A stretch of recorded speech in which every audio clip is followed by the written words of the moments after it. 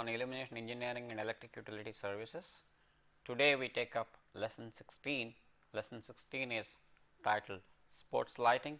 The instructional objectives for this lesson are: list the factors responsible for sport lighting, list the categories of users concerned with sport lighting, state the grouping of games according to CIE.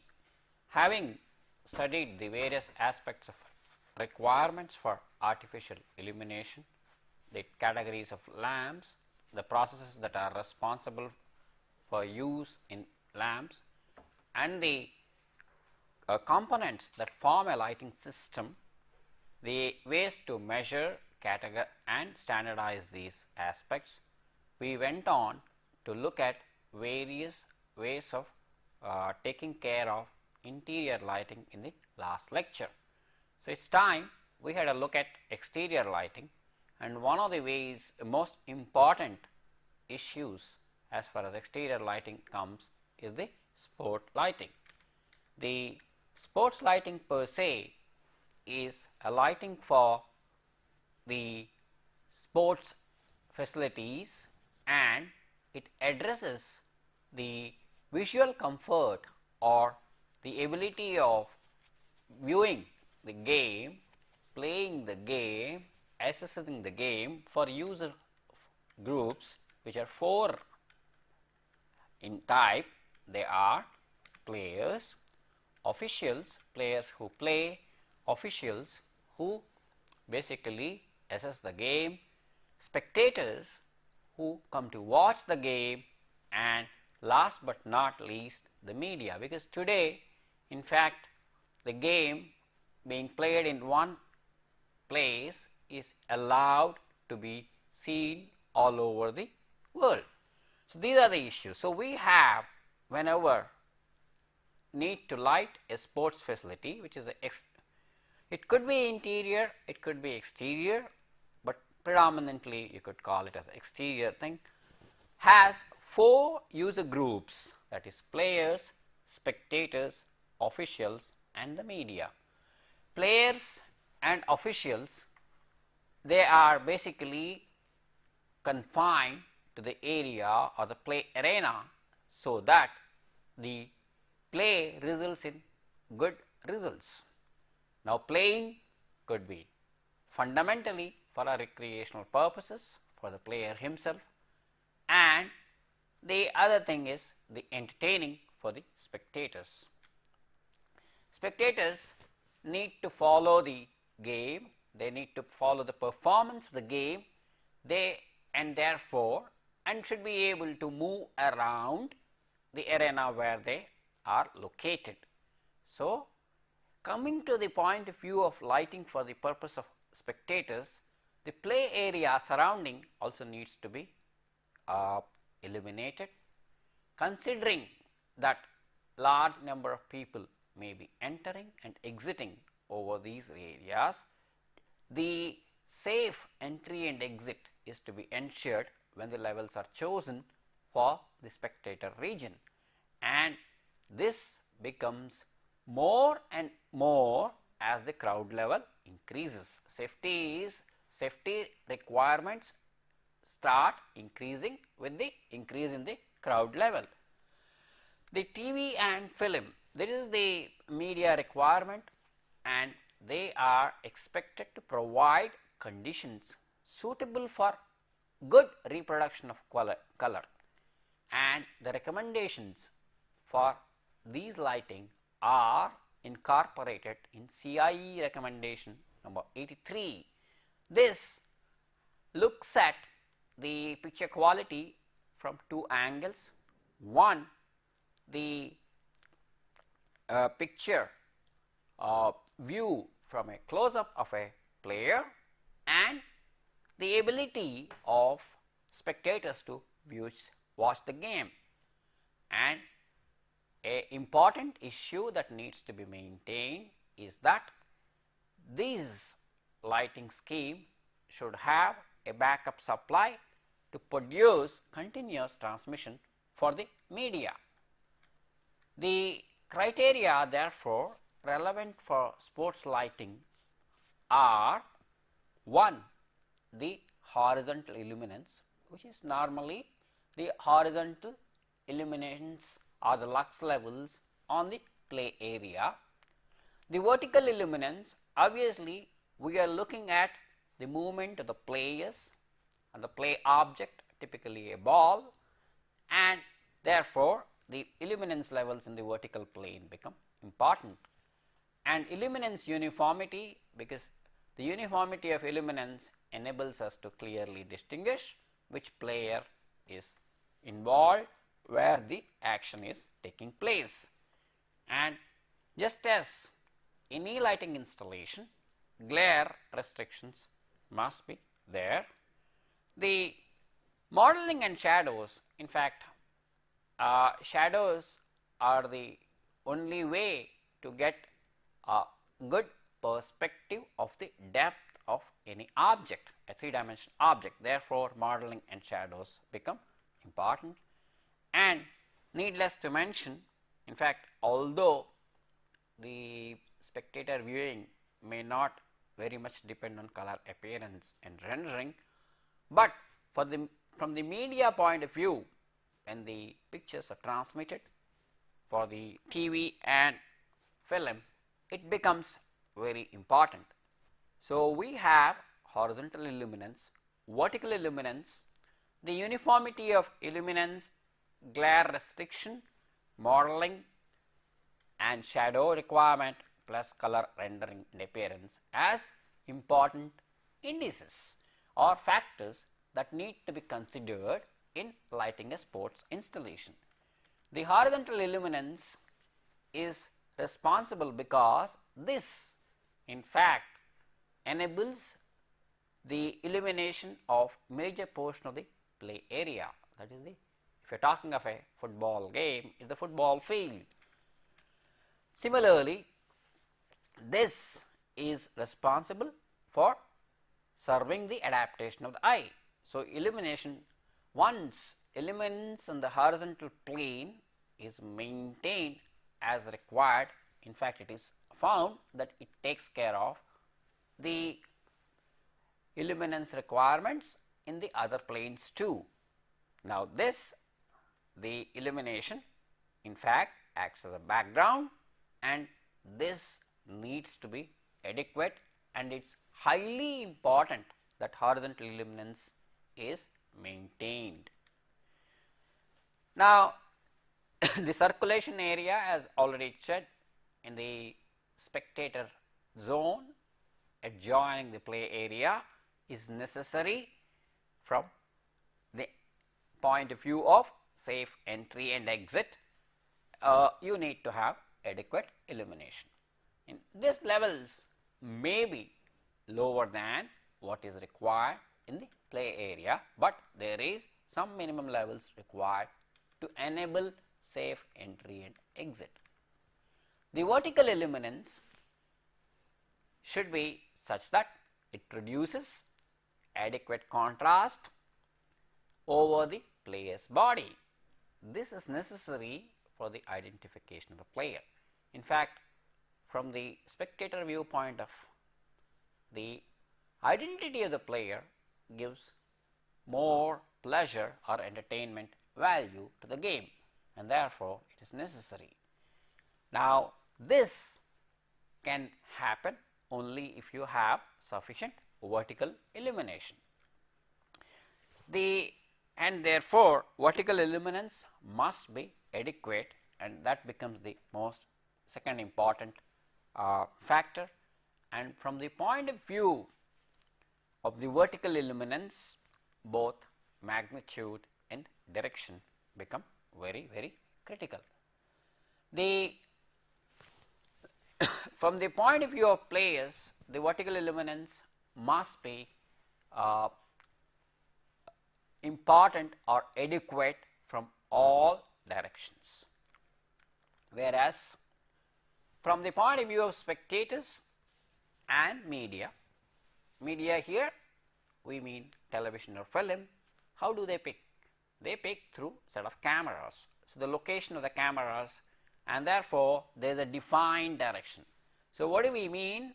The vertical illuminance requirements for the players themselves could be in all directions, so that they are able to really see the movement of the player and the object, whereas spectators, since they are located in a particular stand, or cameras for the media which are located at a specific place, a defined direction is there. But it is observed that if horizontal illuminance on the play area is taken care, the vertical illuminance levels become adequate, considering the recommended practices of mounting the lamps as is the practice as per the CIE recommendations. So, what it means? Yes, horizontal illuminance no doubt plays as a background, but vertical illuminance is necessary from the point of view of a good game, and if horizontal illuminance is taken care, vertical illuminance levels become equally adequate. The specifications or the measurements for vertical illuminance are usually done at a height of 1.5 meters from the play area. So, this is about 1.5 meters above the ground, the vertical illuminance levels are specified.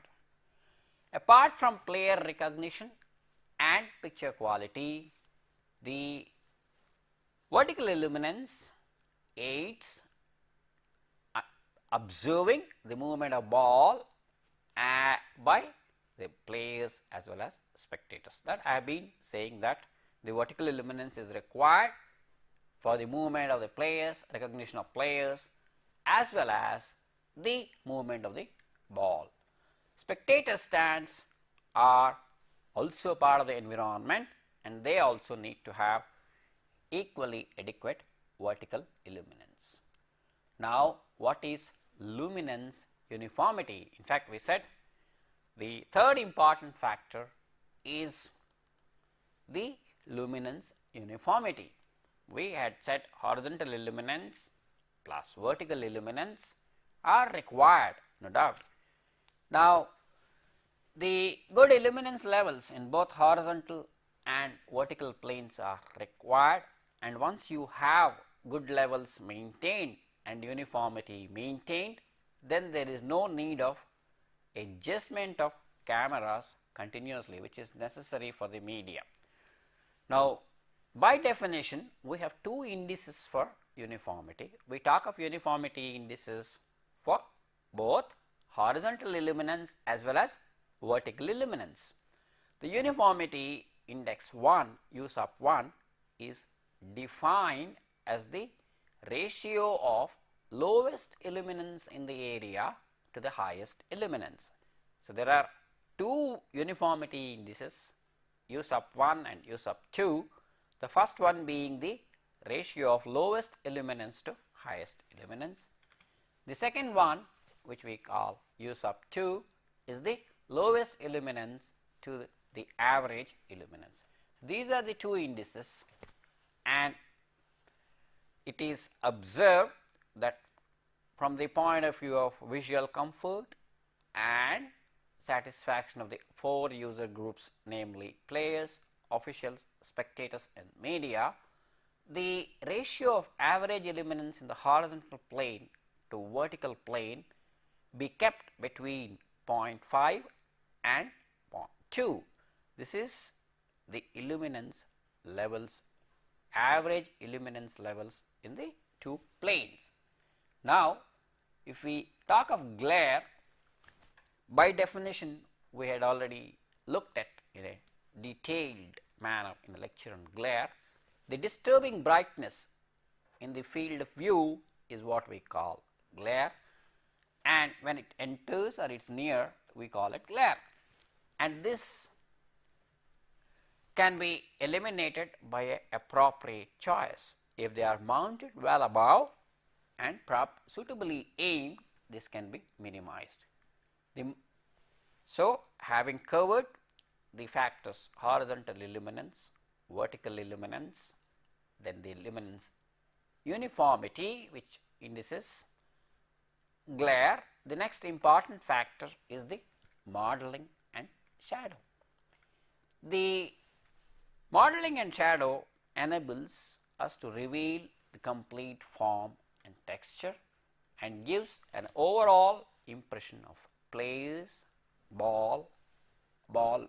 I am calling it ball here, but then if it is a badminton, if it is a shuttle badminton, it will be the shuttle, the object that is being played. And this very much depends on the direction of light and depending on the number and type of light sources. With hard shadows are formed from narrow beams. Hard, deep shadows are formed from narrow beams, whereas flat shadows with less lighting from a luminous siding. So, these are the two extreme forms of shadow formation. So, you have hard deep shadows from a narrow beams and from a large luminous side lighting of low lighting levels you have flat. So, one aims to have shadows between the two, and often shadows are improved by providing few spotlights, and this is more important from the point of view of observing pictures on TV. For the media requirement, it becomes very important than the player. Now, in order to have shadows kept under control or good modeling, the main camera should allow about 60% of the light to come and 40% from the opposite side. That way it enables good quality modeling. This is about the modeling, and we said color appearance and color rendering, though may not be necessary in the field for the spectators and the players, it is very much necessary for the media point, and it is very important to have a very good color perception. Maybe a little color distortion is acceptable, and this has two distinct aspects. One, the color impression of the total environment, which we call the color appearance of the light, which is mainly due to the type of lamps that are used. Incidentally, one must mention here that the type of lamps which are used these days are based on metal halide lamps. The other is the color rendering, the ability to faithfully reproduce the object color. In fact, this is one way of assessing or the radiation from a lamp source. We have already seen color rendering index or color CRI. Now, this very much depends on the spectral energy distribution of the light that is emitted, and the color appearance varies obtained from color temperatures which are varying between 2000 to 6000, where 2000 correlates to a warm color, 6000 corresponds to a cooler color in degree Kelvin. And remember, this was the temperature, color temperature mentioned for the good quality radiator, which if maintained at that temperature gives similar color. Color rendering, as already mentioned in the earlier lecture, is specified by color rendering index or CRI, or abbreviated as RA. The maximum possible value which it may attain is around 100, which is on a basis of comparison to a daylight situation. Higher the RA, more agreeable is the environment. This is the thing. Now, here is a table which gives us the typical illuminance levels, that is, and we have the first column mentions the sport. It is incidentally, the sport covered here in this table is athletics. The two categories, indoor athletics and outdoor athletics, have been shown. The level of activity has been categorized into three categories. One, T/R, which means tournament, amateur or recreational. Second one is C sub A, C sub P, which corresponds to competition in nature for national and international.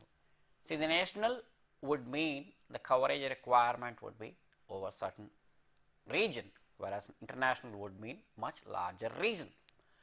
Then the lux levels are mentioned. For indoor athletics, we find it varies from 200 lux for a recreational game to about 500 for international competition. And the uniformity indices U1, U2 are specified, which vary from 0.3 to 0.5, and the color temperature is varying from 2000 to 4000 degree, 4000 K, and the RA is around 65. Now, if you go to the outdoor, we find the lux levels required are less, and even the uniformity indices U1, U2 are lower compared to the indoor levels. However, we find for an international coverage, either indoor or outdoor, the color rendering index and the color temperature are similar. We also find another grouping mentioned in the last column, which is mentioned as A. This grouping, according to CIA, is dependent on the action of the game. Now, this faster the game is, the higher is the grouping level. Incidentally, the games are grouped into three groups: A, B, C, depending on the speed. A corresponds to slow speed, high object games. The object being smaller, the group level goes higher, that is, moves like, for instance, a table tennis wood, which has got a fast game with small ball, will come under group C. Coming to badminton, we find the levels are higher than those we saw in case of athletics, for the simple reason the game speed also increases and the object size also comes down, and you can very well see the what was between 100 to 500 lux in case of indoor athletics has increased to about 300 to 800 lux. These are as per the CIE recommendations. But from the color rendering point of view, the color temperature requirement and color rendering are more or less around 65 and 4000 K. Coming to the basketball, again here, which is again a group B game, can see the indoor levels are between 300 to 600 and the outdoor are between 100 to 200 lux, and obviously the outdoor level recommendations are mentioned only for a national level competition. We find the color temperature requirements are only up to about 2000 K, and the uniformity indices, as one can see, are going as high as 0.5 to 0.5, 0.7 for U1, U2 in case of an international level game in most of these games. Going further, we go to the group C game. As I said, group A is a slow game, group B is faster, and group C is really fast. We have here cricket, which is divided from the requirement of the illumination levels into two areas, that is the infield, where the main zone, outfield the exterior. and we find the level requirements are really high, going from 750 to 1500 for the infield and 500 to 1000 lux for the outfield. And you can also see that the uniformity indices are higher, going up to 0.7, 0.8 for the infield and 0.5, 0.6 for the outfield. The color rendering, color temperature more or less remaining at the same level. We may observe as we go along that these color rendering and color temperature requirements become more stringent for the media requirement, not as much for the normal lighting. Next, we have here the data for football. Once again, considering both indoor and outdoor.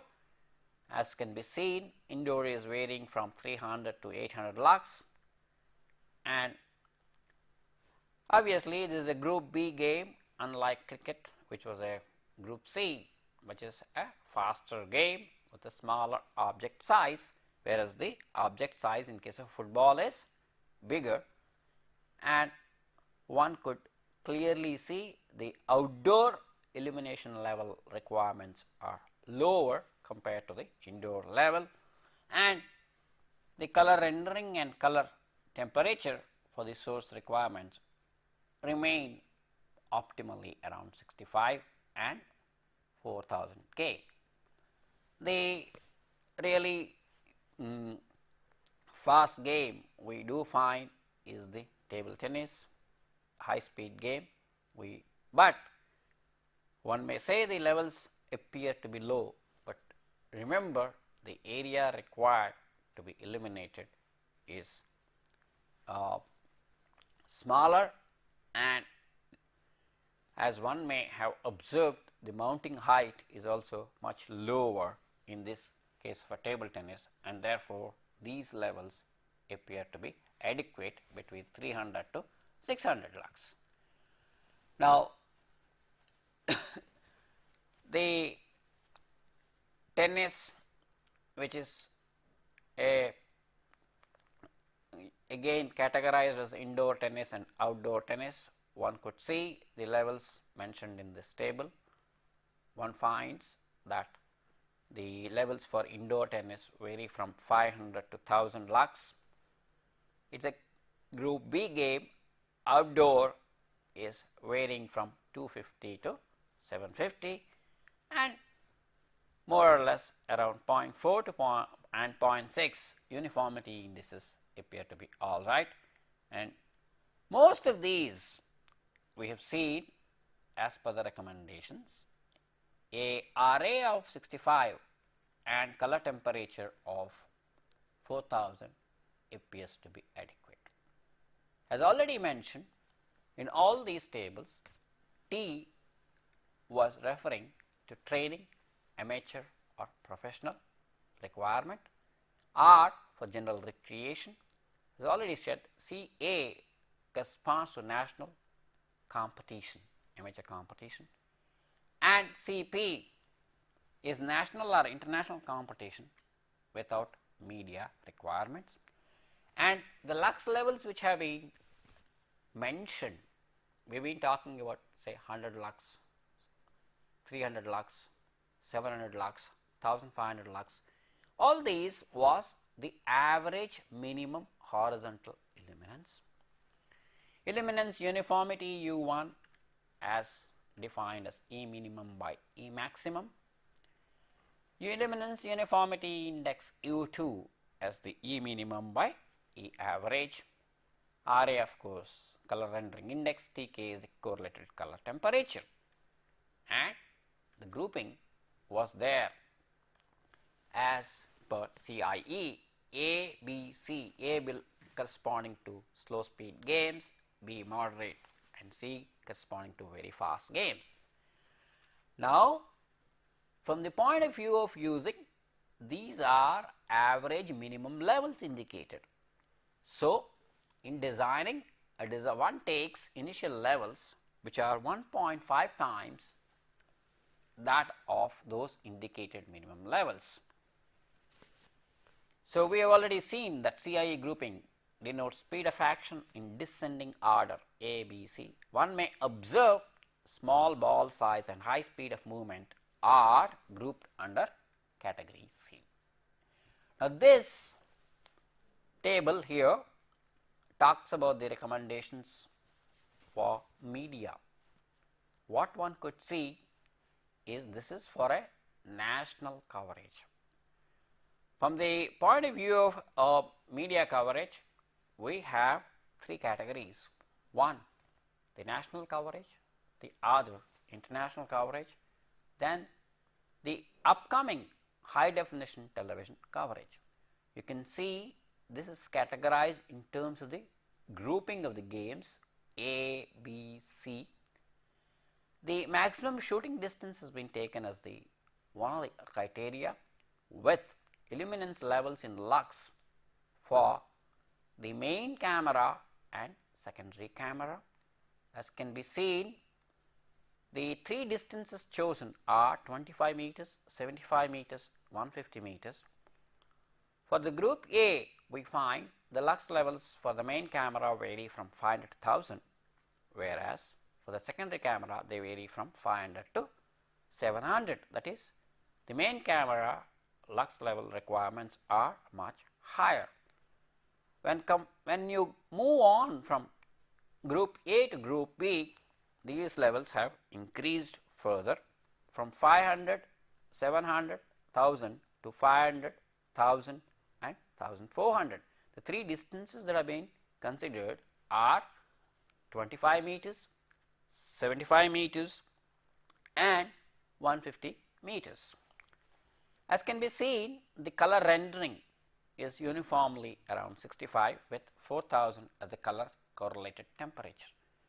Coming to the category C, group C, with shooting distances maintained between 25 meters and 75 meters, the recommended levels are 1000 and 1400. So, as the speed of the game goes higher, the required levels are higher, as it has been the earlier case. This table in fact shows the second important index that is necessary from the point of view of sport lighting, that is the uniformity index. This is giving the uniformity indices U1, U2. What was U1? U1 was the minimum illuminance to the maximum illuminance, whereas U2 was minimum to the average. So, for different distances of camera for different categories of the games seen, as you can see for group A, vertically U1 is minimum recommended is around 0.4, which becomes 0.5 when you move on to 150 meter camera distance, which again in the U2 varies from 0.5 to 0.6. As the speed of the game increases, we find this goes on to 0.6, 0.7. If you take the horizontal indices, they vary from 0.3 to 0.4 for group A, which become 0.4 to 0.6. So, the previous table had given us the recommended levels for the uniformity indices in the vertical plane. This table has given us uniformity indices in the horizontal table. So, we have been looking at the illuminance requirements from the point of view of a national TV coverage. We have seen and observe, we have talked about the uniformity indices in the vertical plane, but we have not mentioned the levels, because recall that if horizontal illuminance levels are taken care, vertical illuminance levels automatically get taken care. The table here talks about the requirements for TV coverage on an international level. As you can see, levels are much higher because the it becomes more important to get better quality pictures, and therefore one could see that you have higher lux levels. This lists for group A and group B for differing camera distances. The horizontal illuminance levels specified average illuminance, minimum average illuminance levels for both main camera and secondary camera. So far, what do we find? We find the color rendering index RA and color temperature are adequate around 65 and 4000. This shows for group C, as has been in the previous instance. This is going higher and higher as the speed of the game increases. This is the uniformity indices, which are somewhat similar to what we found in case of a national thing. Obviously, uniformity indices do not change so much, but the levels of illuminance, required levels, are increasing. So, you have for group A going from 0.4 to 0.5 for U1 and 0.5 to 0.6 for U2, and for group C going up to 0.7 for U1 and 0.8 for U2. There similarly, one finds the uniformity indices in the horizontal plane, which are similar to what we saw in the case of a national TV. So, what do we have? We have the three categories of games depending on the speed as per the CIE recommendations: A, B, C, and each of these having for three different camera distances.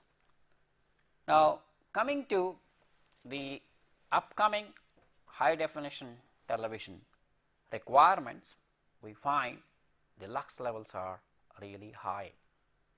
There is not only increase in the lux levels, but there is stringent requirement on the color rendering, which is now expected to be around 90 with a color correlated temperature of around 5500.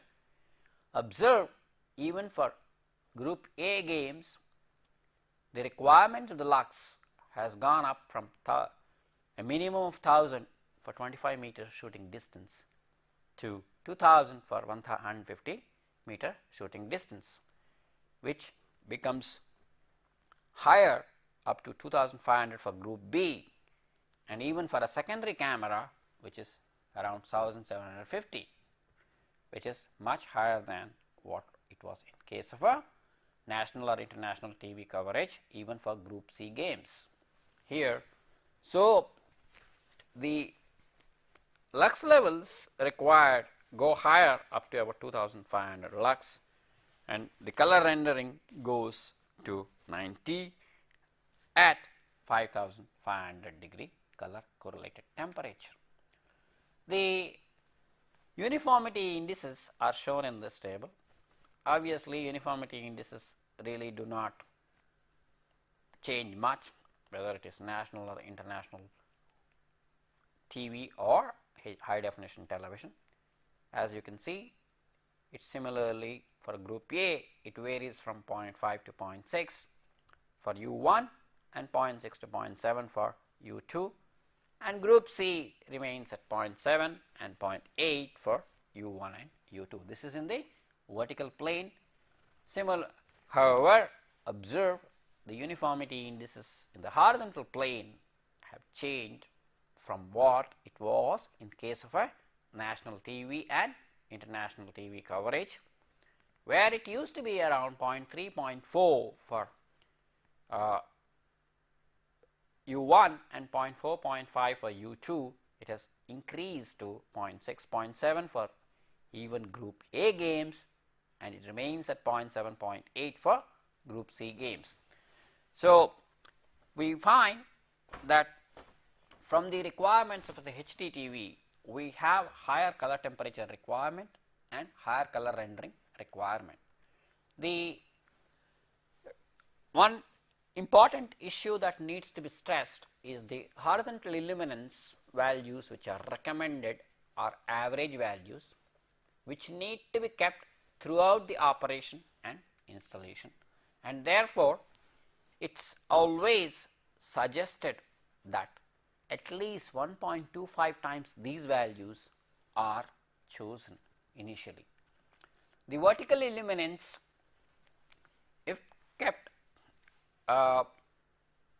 properly, enables the media operators to have their proper free choice of the camera angle. They can locate the camera appropriately. Now, the levels specified are at 1.5 meters above the play arena. The illuminance uniformity we have seen has varied from 0.3 to 0.6. We saw it was higher for high definition television or HD TV requirement than normal sport requirement or even national international TV coverage. So, it is stringent for TV or media. The human eye does not really bother so much. Uniformity levels are higher for TV.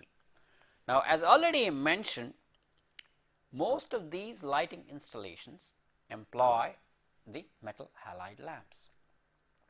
The most sports installations employ metal halide lamps. What do they work on?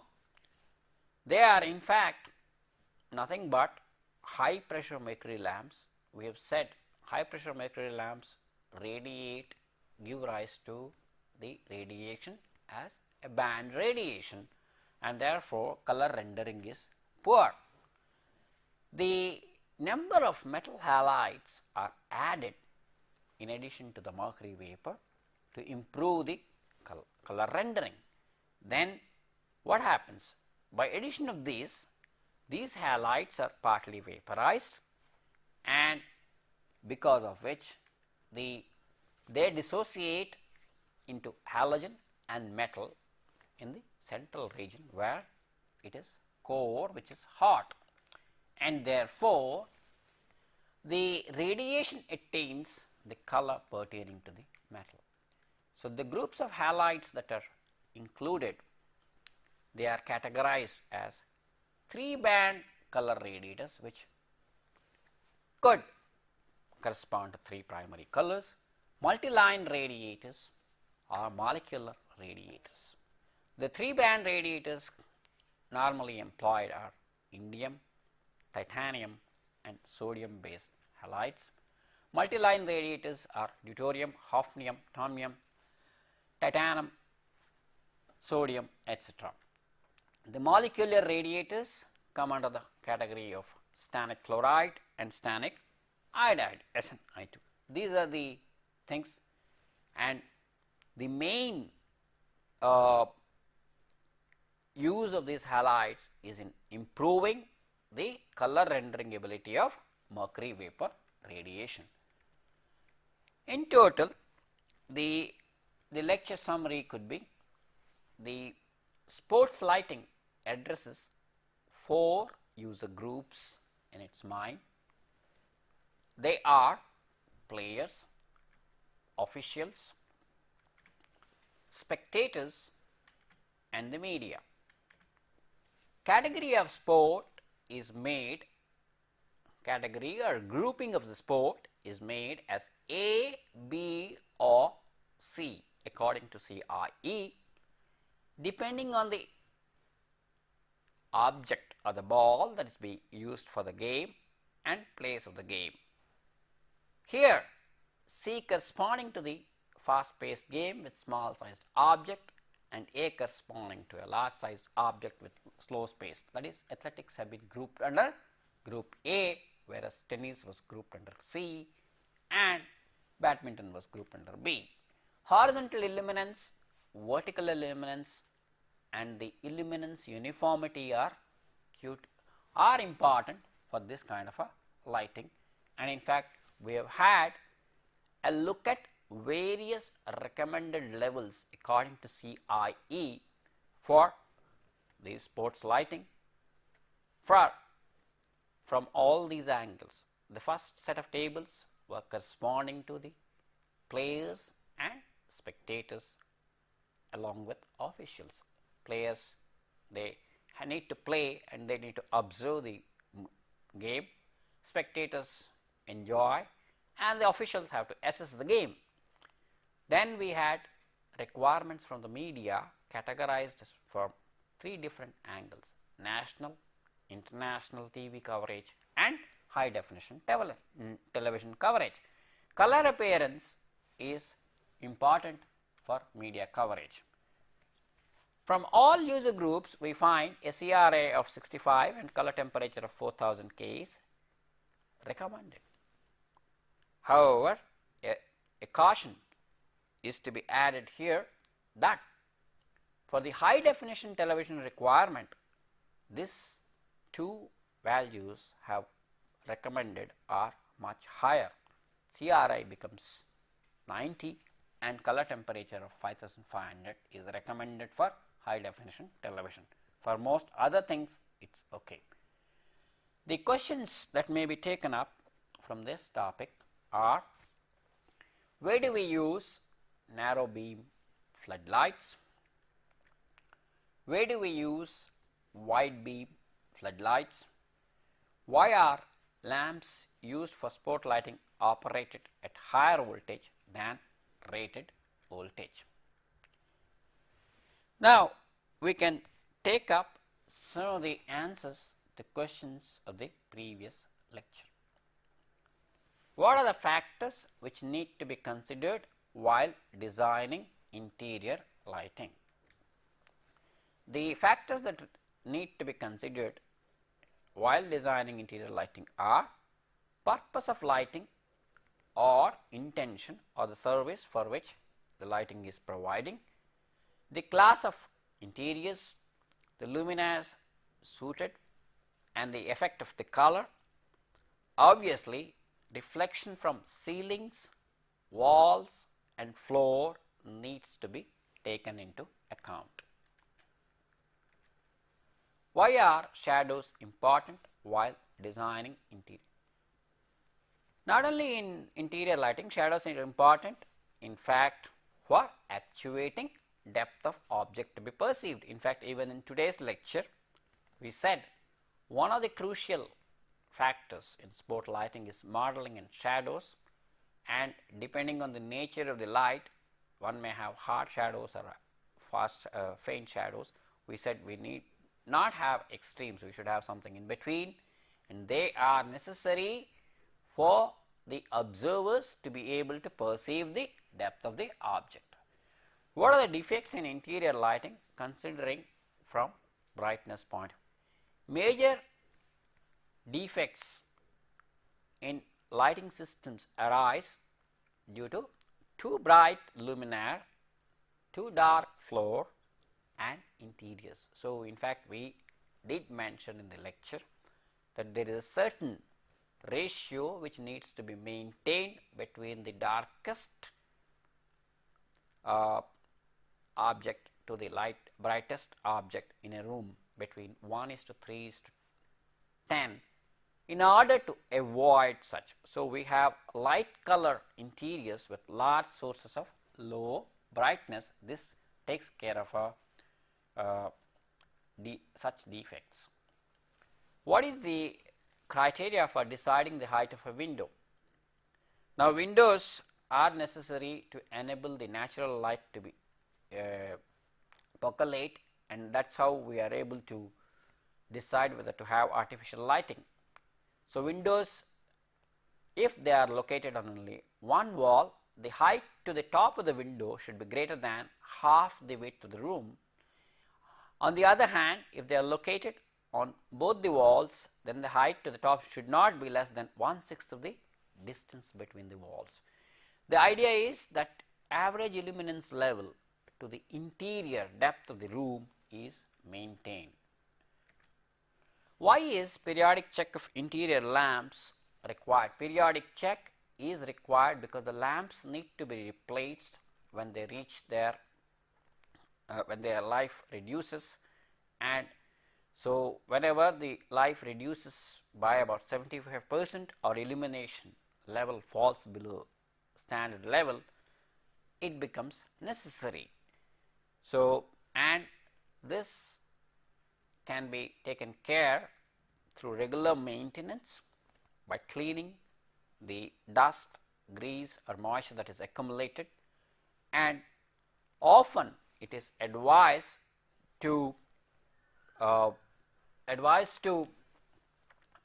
uh, replace in groups rather than in uh, terms of individual lamps. Large group replacement is advisable.